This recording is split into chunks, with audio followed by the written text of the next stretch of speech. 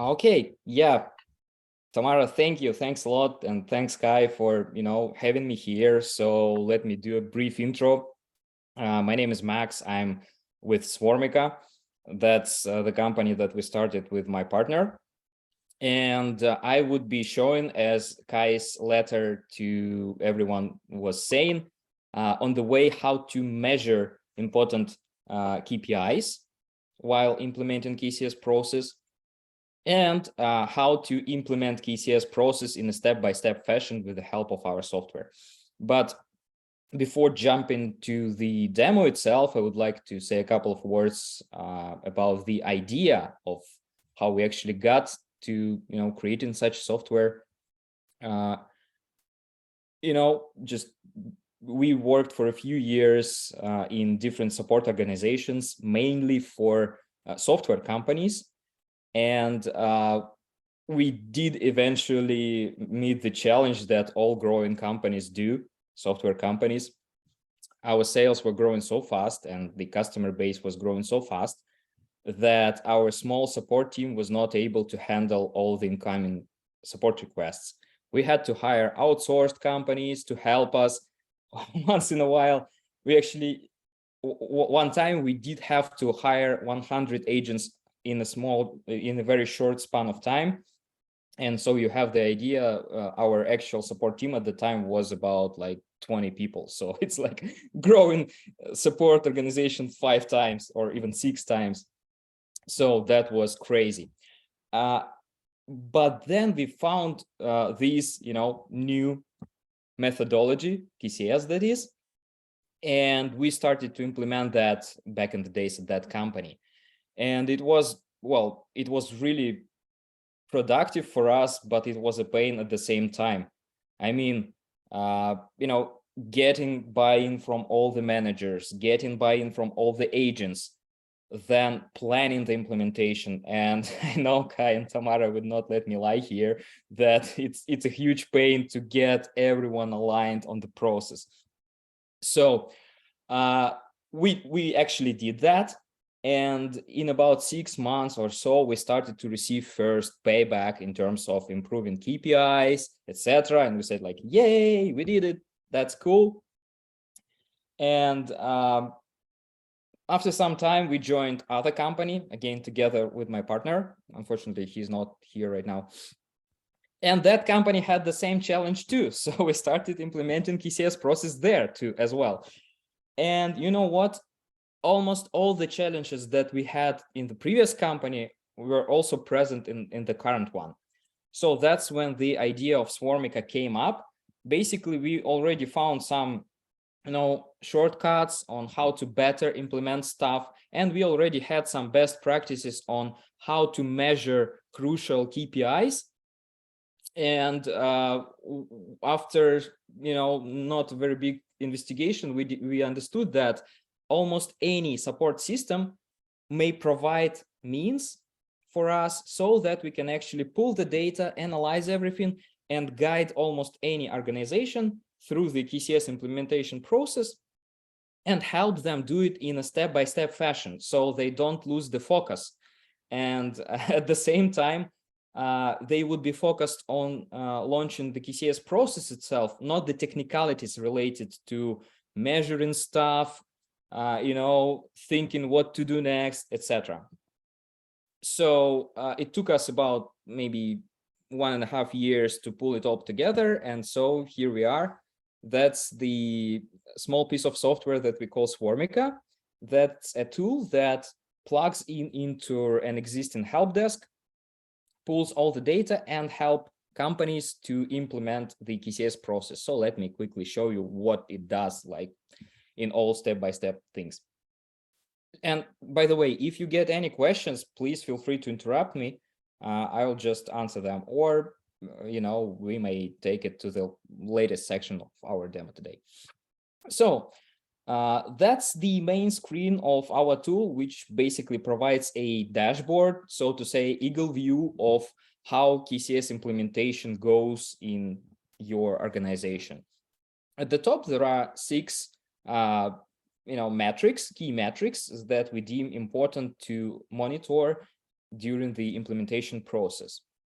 These are average handle time, first contact resolution, time to proficiency, headcount saving, volume deflection, and the resulting cost savings. You know what, actually, recently we had a call with the guy from consortium, and he was actually saying that, you know, headcount saving is not the proper way, you know, it doesn't really fit the KCS ideology, because we have to focus on customer experience more than on costs. So that's probably the candidate for changes in the recent future. Anyway. That would have been a point I would have raised as well. That's right. Yeah, and actually, you know what? After our call, you said that this very dashboard focuses mainly on the solve loop, on implementing the solve loop. And the guy from the consortium said that too. So probably that's yet another place that's going to be changing next. Anyway,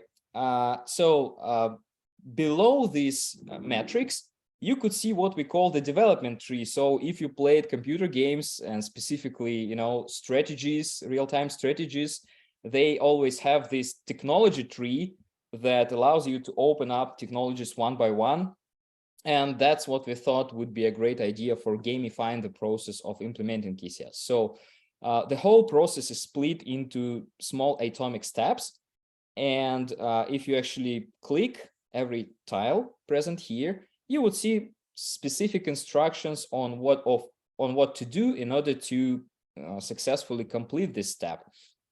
And if you hover over any tile that is currently not available, you would see that like small green highlighting is the next tiles that are kind of enabled by the current tile, and the red ones are those that you have to complete in order for this tile to become available. So that is, in a step-by-step fashion, you would get all the instructions on how to implement KCS process, and we actually back you up and tell you like when it is necessary to switch to the next phase. For example, you said that you are aware of KCS processes, and that's awesome. As the KCS guide says, at certain time when the knowledge base is already filled up, gradually the KPIs turn upside down. So at some point, the amount of known issues reduces and support agents start to work on new issues predominantly. And that means that average handle time would grow, first contact resolution will drop, etc. So our dashboard would actually show you that that's the point your organization is currently in. So you don't get afraid, and you know that it's totally perfect. Yeah. So now, Max, quick questions, sure, if I may. Absolutely. Am I assuming right? You just showed us PAR is above 60%, linking accuracy above 90%. This is definitely not hard-coded, but can be customized. So if an organization, for instance, says, "No, our goal for linking accuracy is just 80% and not 90," so this could be customized, right? Yeah, absolutely. Actually, okay, every instance of Swarmica is dedicated to certain company, to a certain help desk, so it can be tweaked on per customer basis. Okay, so let me actually drill down into each of these metrics, because as Kai mentioned in his letter, the main idea is for me to show you how to actually measure stuff during implementing the KCS process, and that's what these dashboards do. So as I said, you can drill down in every top level metric here, and you would see some detailed chart on how this KPI progressed over the time.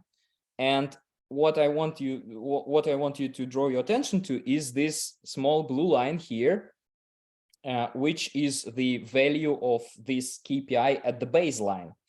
And we talked to Tamara, like it was the first conversation we had, and she said that it's like very important for companies to measure KPIs at the baseline, so that after implementing the process, you can actually compare current values to something and see the progress. So and actually, that was one of pain points in our past too, because almost any help desk system allows you to control like ongoing values for your KPIs, but you have to somehow, mark that that was the time of a baseline and somehow remember those values so that you can later compare the progress. And that's why we kind of emphasized so much of attention here. And it actually works pretty much the same for other metrics. I will just very briefly jump over those. So there is this first contact resolution metric, which is, I believe, says for itself. And as you see, this organization is already went beyond that turning point. Their first contact resolution slowly decreases, which means that they are getting more new issues than known. And then this time to proficiency thing, again, that was yet another pain point for us because, well, as I said, my background is predominantly with software companies, and basically it means that all the support agents that we had to hire, they had to have a lot of technical background. They have to be tech savvy in order to resolve issues efficiently. And of course, it took a while for companies to actually get agents up to speed. And so here you could compare how the picture looked prior to implementing KCS, and that's the blue bars over here. They show that the vast majority of agents, like it was around 1 year or more for them to get proficient, and like only few of those were becoming proficient in less than a month or so. But after implementing KCS and gathering and accumulating the proper amount of articles, getting great knowledge base coverage, the distribution of time to proficiency actually improved a lot. So you could see that it improved like 6 times, I would say. Again, quick question. How do you measure that? How do you define a level of proficiency? That's a great question. Basically, the level of proficiency is the amount of tickets that we consider, like a proper value to be resolved by an average agent, well, by an agent on average in every week. So what we do, we actually pull up all the tickets that are resolved in the system, split them into buckets, and see the median value for everyone. So like, all the deviations are neglected here. And we could see that for this very company, threshold of proficiency is about 11 tickets per week. So like on average, an agent would resolve 11 tickets per week. And we consider that's the level of proficiency. Okay, thanks. All right. So, and actually we also have some raw data here, which shows like for the time to proficiency for every agent, it shows like when the agent joined the team, when the proficiency level was reached, and like the absolute values for, time to proficiency, etc. So again, for the company level, for the C level or VP level of analysis, this chart would be more than sufficient. But for a tactical view, I think this table would be, quite good. Now, let me actually skip that headcount saving because, as I mentioned, it's not too aligned with KCS practices. I guess we'll be changing that for customer satisfaction. Let me jump straight to volume deflection. I think you could keep the figure, but just should think about renaming it. When we talk to customers, we always try to come up with the phrase to sell, you increase your support capacity. So you can achieve more with the same staff size, which basically is the same, but put in a more positive way. Exactly, yeah.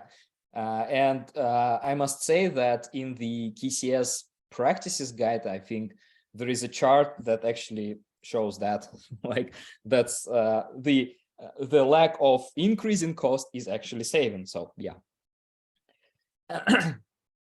And this volume deflation thing, well, it's actually, it sounds really intuitive. Like everyone understands that the better knowledge base you have, It means the more articles customers may find, so the less tickets they create.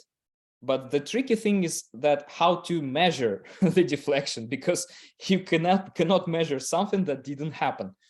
So we have like one approach to do that, which actually not really measures all of the deflection that happened, but gauges at least the level of deflection that may happen. So what we do, we actually integrate with Google Analytics, which is bound to a support request form. So what we do, we actually track how many attempts were of creating tickets were taken by customers. And here at the table below, you can see that. And then we see how many of those customers actually went to article suggestions that were shown them at this form.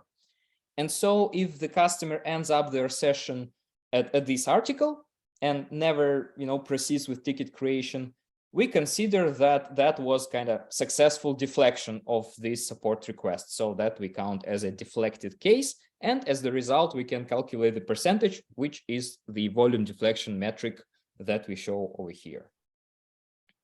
Quick question already.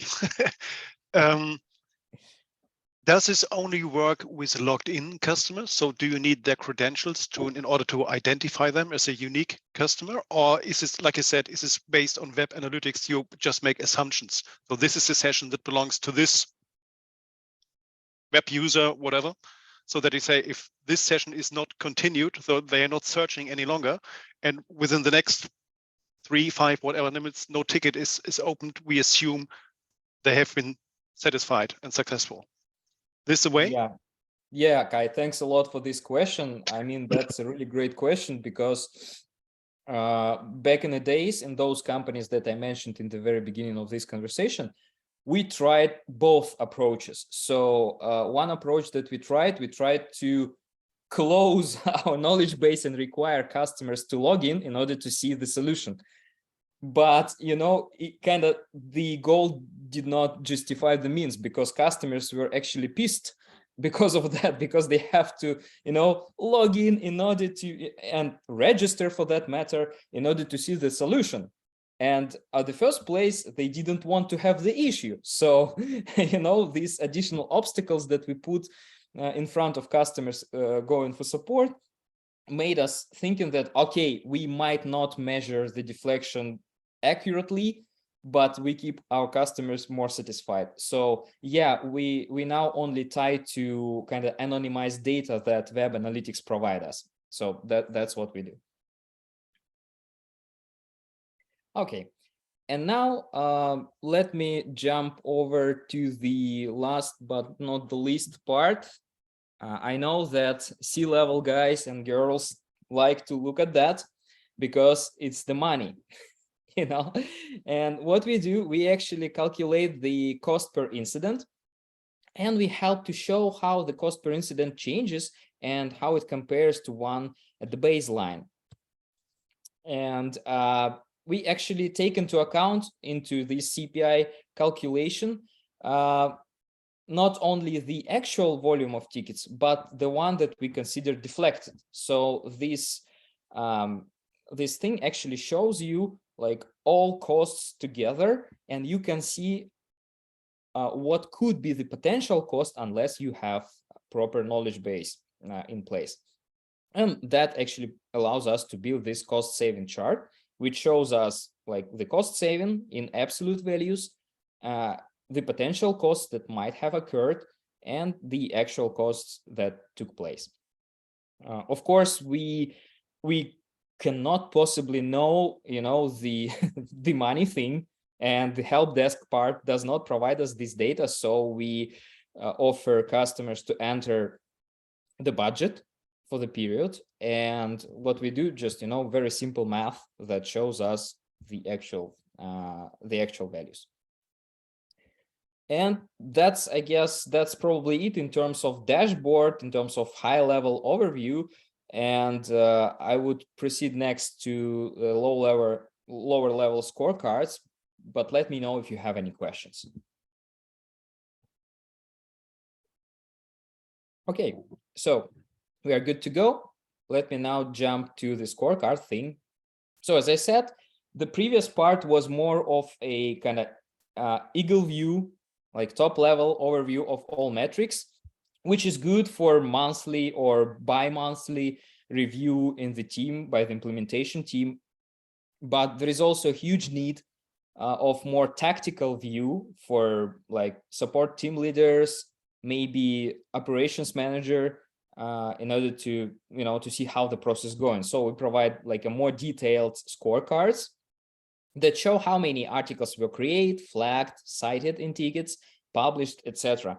And also we provide this accumulated view, which KCS calls as balanced scorecard, which actually puts together 6 metrics together and shows like the baseline view and the actual view now. So you could compare how well the company progressed.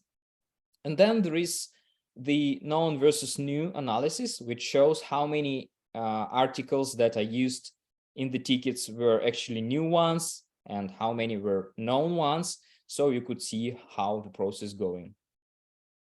And then there is this customer satisfaction score, which, as consortium says, should be put at the first place. We should always see how changes impact our customers. And well, this chart might look a bit, scary unless you see. Oh, I guess I have to admit. Okay, I just did.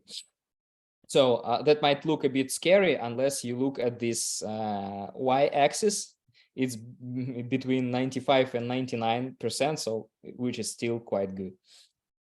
And finally, the overall first contact resolution and participation rate. And then you can drill down to any specific team that you have, like whether it is a language-based or geo-based or product-based support. And then you can observe the same KPIs, but on the team level. So I don't think that I should stop here a lot. So let me just wait for a leaderboard to load so I can show you how it looks. So basically, in addition to the previous view where you saw all the metrics for organization-wide scale, here you would see the same metrics, but only for the team level.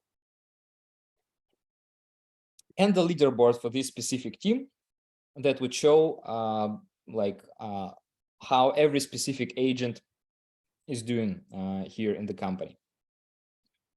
So while it's loading, maybe you have any questions by now. I just was wondering, the previous slide you showed with the customer satisfaction, we've seen the percentages, each figure was, here we have, not each percentage is twice. So we have 95, 95, 96, 96, 97, 97. Why is that? Yeah, it's because actually these numbers are getting rounded up. So I guess that's a bug for our development team. So it's like 98.9, 0.5, etc. So yeah, that's a good catch though. So that's the leaderboard, and you see that the names look like garbled. That's fine because due to GDPR we had to kind of obfuscate those, and actually our development team was not so keen on implementing that, but I said that's an important demo, so please do, and they did.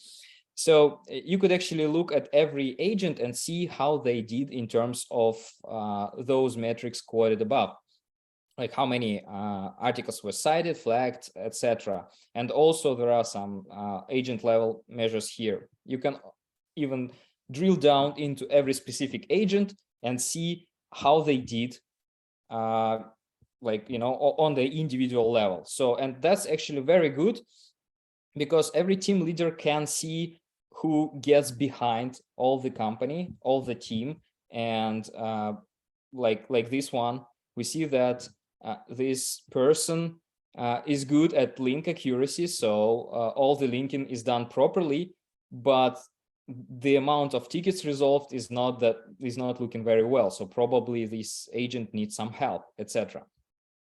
So, and that's how the scorecard for an individual agent looks like. And I guess with that, like dashboard and this team level scorecard, That's basically the main tool for measuring KPIs and see how the process goes. But we also have two more tools built in with our platform that help in implementing KCI's process. So one of those is the module for running the content health check process, which is AQI evaluation process. Well, it used to be called AQI, now it's content health check. And what you can do, what we can do actually, we pull up all the articles that get updated in some period of time and offer them for evaluation for knowledge workers that have been assigned to evaluate content health. So what we offer here is we actually provide the typical content standard, and it's formulated in terms of simple statements or yes/no questions, so that the performance evaluator does not spend a lot of time and effort on actually analysis of the article. They would see that, okay, here I have this article, blah, blah, blah, iOS, SDK crashes, etc. So that's the ticket it was linked to, and it also has some other tickets linked to it. So I could open it up in a separate window, and actually that's what most evaluators prefer to do. And side by side run this analysis. So was the solution provided? Yeah, it looks like it was. Is the solution described in the article complete? Yeah, it looks like it is. And just for every such criteria, I would say like yes or no. It's very easy for me to do this analysis.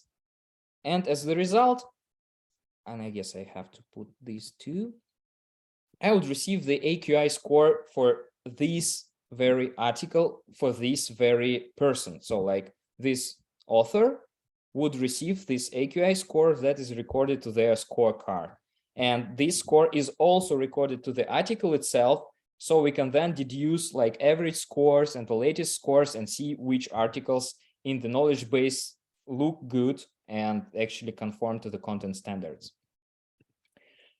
So, and yeah, it's actually, the process is quite simple. I think the trick here is that the criteria have to be formulated as simple as possible so that the person who does the evaluation actually does not spend too much effort on, thinking what to do. And it's not necessarily, actually, it's not necessary to have Swarmica in order to do that. A couple of weeks back in our blog, we actually published a kind of simplified way to do this AQI analysis with the help of Google spreadsheets, or you can actually replace it with Excel spreadsheets. So if you'd like, we could actually share these example documents with you guys, so you can try this analysis in a facilitated way, so you don't have to invent tools for that. And finally, I guess there is this new section I was telling Tamara about in the very beginning of our talk here. That's the module we just released, which is kind of joint analysis of all the articles' performance that helps product teams to find improvements for their products. So our assumption and our experience in previous companies says that, and actually KCS process says that too, that the articles that get like huge reuse in both self-service and tickets, they're great candidates for review with the product team. So maybe if the product team analyzes those, they could eliminate the very root cause of the issue, like change the customer experience. So the customers did not face this issue at the first place, so they don't have to go and search for the solution. So we offer this chart that shows us like which articles spring the most, and this table that actually shows like an aggregate view for all the articles, like how many votes it has, like some knowledge bases, they have pop-up prompt that says like, was this article useful for you? And that's considered a vote. So we can collect this, like how many thumbs up and thumbs down were collected by this article. put it all together, and we could see that like, hey, so let's take this one, like migration and transfer guide. It had a lot of votes, but most customers find it like not useful for some reason. So it's good candidate for review by both our content team and the product team as well. So you could actually look up at the reuse rate, at first contact resolution rate for tickets that have this article mentioned, and so on, and actually pull those articles for product analysis and eventually improve the product. So, and that's, I guess, more or less it. So for the next part, I guess I'll just switch to the settings part, because I love this B that our product team put here. And maybe that's a good place where you guys and girls ask questions.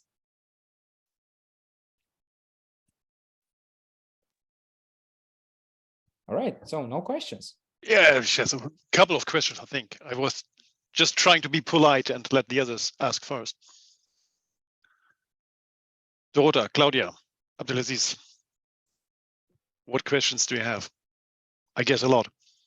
From an HR perspective. I'm completely overwhelmed. I mean, the part that I joined, everything seems to be clear. I will later on watch the recording from the beginning, but for now I don't have any more questions. I would have assumed that you have questions regarding GDPR and Works Council stuff. Not? I left that behind because but I'm overwhelmed about on these opportunities. So yeah, it looks nice. Our IT guys, what we can measure.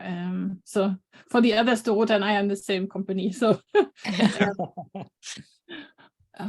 yeah, it looks fantastic, the possibilities, what we can measure and how we can set up our KPIs and how we can coach people according to those tools. Yeah, that's fantastic.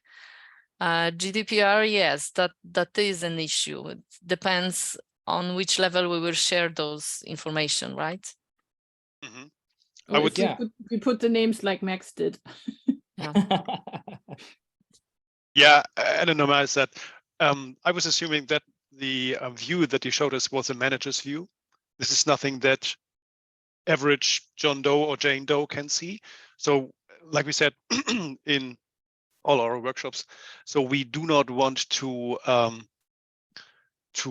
embrace competition. So you've called it leaderboard. So this is something that we would not like to see for everybody. No, we Right. do not want to come up with competition, because competition is the enemy of collaboration. So therefore, Exactly. I know that the managers have to see this and have to look at that, but this is nothing that you would put on the wall and print out and have large posters so everyone can see what's their position within this leaderboard. This is counterproductive, I would say. Exactly. Yeah, exactly. And yeah, so let me actually comment on a few points here, and these are great points actually. So in terms of GDPR, there are kind of few bits of data that are actually required in order to put these reports together, and those actually mainly concern the technical parts, like ticket count, links between tickets and, well, cases and articles. And the only thing that contains personal data is actually the agent names. So we don't even use emails, because there is no need for us to do that. We just need, person's name, so that manager can actually see who is who. Yeah. So yeah, that's the one part. And the second part about this leaderboard, yeah, actually that brings up a story back in time that that was our huge mistake.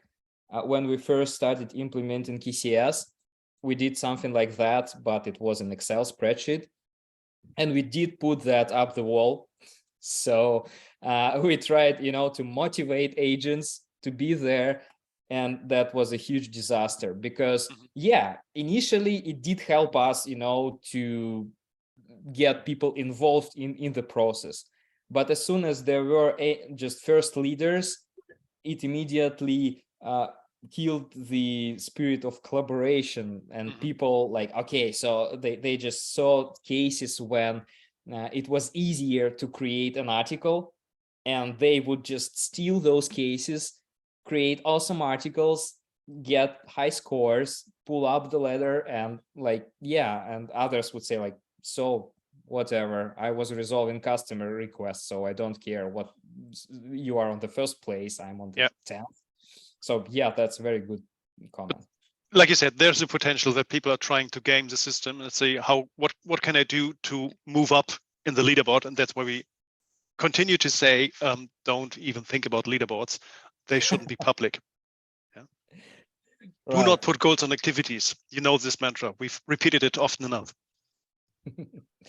Yeah, but there is one thing that is actually available to agents. That's this card that shows the achievements, which actually push them towards the proper actions, as we deem to, like create articles, you know, create articles that better resolve issues, etc. But it doesn't compare them to the peers in the team. So that's a slightly different thing.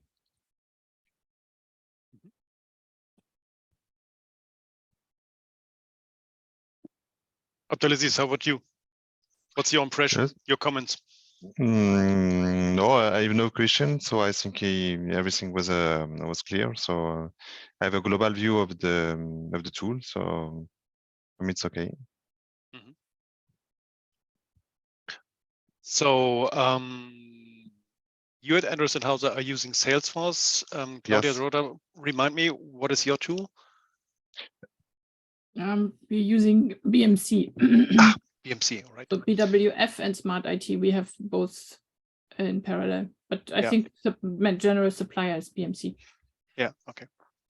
So from what I remember from our last call, Max, is that you said you're in the moment, are you focused on Zendesk, but are happy to discuss with potential customers about doing a port to another platform. So any plans about your roadmap? Do you have requests for this tool, for that tool, or for a certain other tool? Yeah, we're actually having conversations with our prospects, and right now we see that there is a demand, like bigger demand in Salesforce. So probably that's what we would be looking next in terms of integration. But yeah, of course, it means how many prospects we have for every tool and which potential we have for every tool. But just this morning, I was in a call. We have, since a few weeks, there's a upcoming and a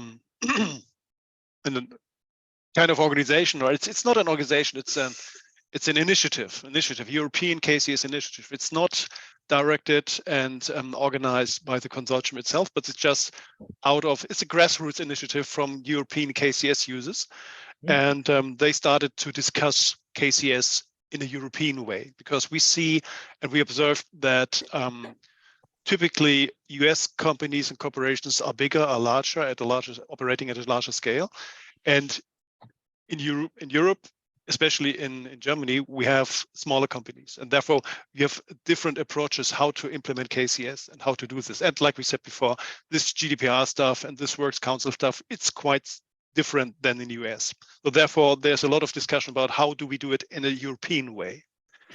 And it's just upcoming and forming a work group, let's call it community of practice, of KCS users using Salesforce. And this morning we had a work group with them, and they both said we are struggling with exactly what you've just showed to us with the KPI stuff and with doing the analytics, because we don't get the numbers out of the system. It's so difficult, it's so complex. We don't know how to measure this, how to measure that, how to show that. And I would imagine if they would have seen this, like Claudia said, they would have been overwhelmed as well. And seen, wow, this is exactly what we're looking for. This is exactly what we're discussing. And this is exactly where we don't get help from the larger vendors of the platform we are using. So maybe this could be a route for you, Salesforce being the next platform that you're going to support.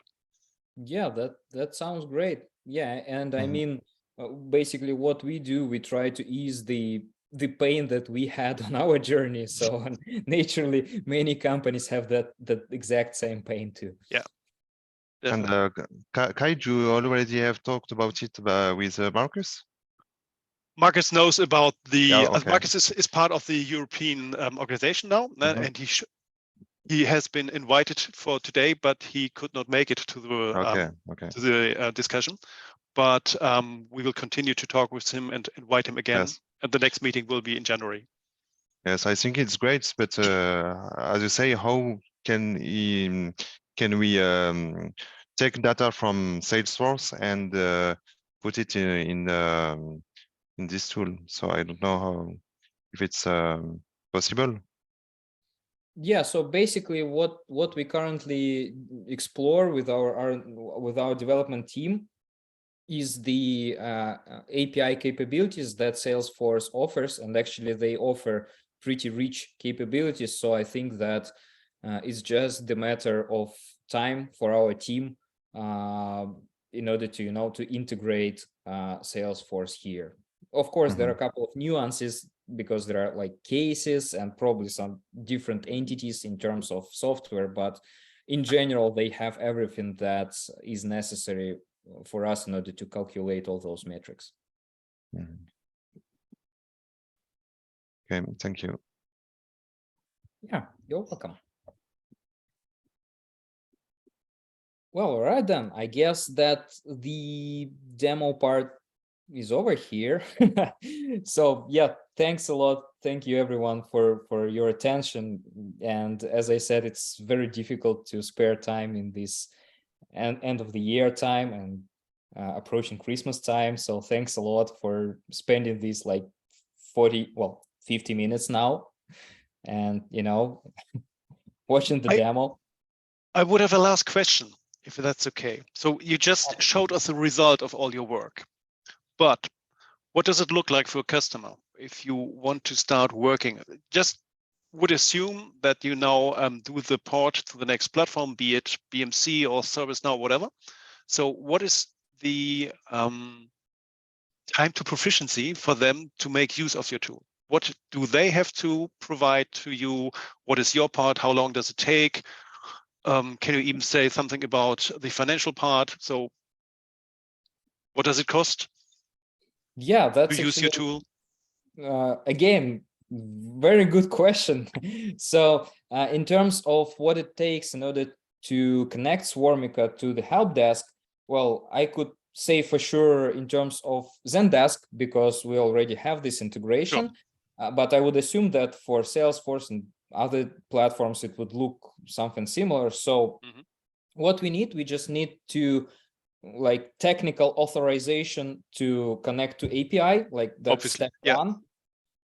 Then our technical team pull up the dedicated server. It actually takes them like, well, maybe in less than an hour in order to pull the system up and sync all the data. So basically it would take like 1 hour or so to get the system fully operating, like for the customer.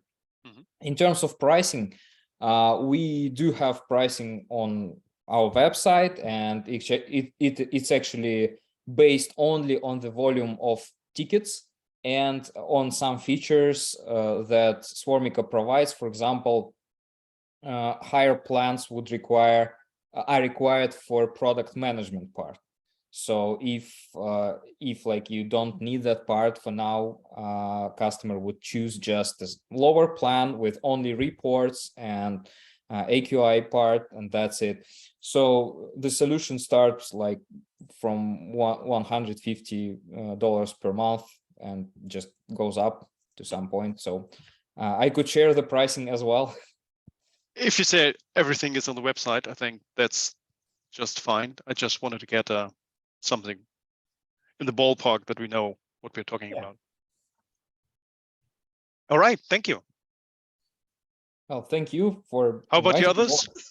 No remaining questions? Too many. Tamara's coughing. Too many. Okay, make a list. What are your top 3 questions? not yet there. Yeah, and by the way, you know, I'm happy to connect on LinkedIn. So if you'd like, we could connect. And if you get any questions, any follow-up questions, just let me know. I would be happy to answer those.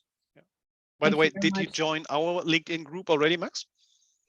I'm not sure. I did join Pro Sessio, that's for sure. Yeah. And if there is other group, I probably may not know about it. We have a LinkedIn group that applies for the others as well, of course. I just put the link into the chat window as soon as I got there. Here we are. That's the link to our LinkedIn group. Now we talk about knowledge management in service and try to discuss with customers, potential customers, prospects, people that are interested in the methods, how to adopt and how to share and how to do. Now this is both about KCS and swarming. Yeah, that's great. I mean, so I'll just go ahead and join that if I'm not joined yet. In the moment, it's more or less German only, but we have a couple of members there that are English speaking only. So with the functionality of LinkedIn to translate and with all the translation tools, I think you get the idea at least. Right. No, we just did not want to create a competition group, not competition to the official existing KCS group, but just something in addition for the German-speaking clients we have. So therefore, that's the reason for this group. Yeah, that makes perfect sense. All right, then. 5 minutes to top of the hour. Thanks for being here. Thanks for the presentation. And thanks to the others for your interest in the Swarmica solution. Maybe that's the next step to do, to get this technology, to get all the data and all the oversight and all the results, to actually get feedback to your co-workers and tell them, this is your CSC level, this is your PAR, this is where we see as coaches, where you could develop, and so on and so on. I think this would be very helpful. Great, yes. At least we thought so. Nice. Yeah. All right, then. For sharing. Thank you very much, yes, for sharing, for your time. You're Have very a nice welcome, rest and of the thank you. day. Thanks. Bye. Rest of the day, rest of the week, and if we do And not Merry speak each Christmas. other, Yes. Yeah. yeah, Exactly. Likewise. Thank you. Can see. okay. Thank you. See you then. Bye. Bye. Bye. Bye. Bye. Bye bye.